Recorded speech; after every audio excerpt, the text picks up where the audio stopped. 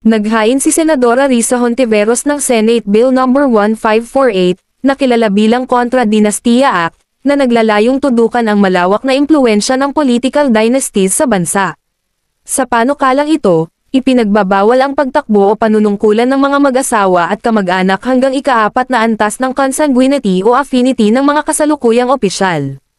Ibig sabihin, hindi basta-basta makakatakbo ang mga miyembro ng iisang pamilya para sa magkakaugnay na posisyon, para maiwasan ang sobra-sobrang konsentrasyon ng kapangyarihan.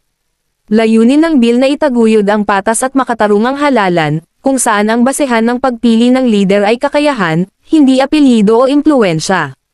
Sa ganitong paraan, mas nabibigyan ng pagkakataon ang ibang mamamayan na makapaglingkod, at mas napapalakas ang demokratikong proseso.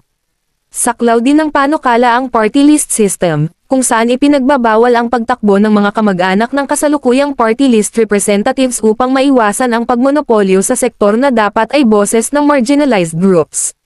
Sa kabuuan, layunin ng Contra Dinastia Act na balansehin ang political playing field at palakasin ang tiwala ng publiko sa pamahalaan, sa pamamagitan ng pagpigil sa labis na pamamayani ng iilang pamilya sa politika.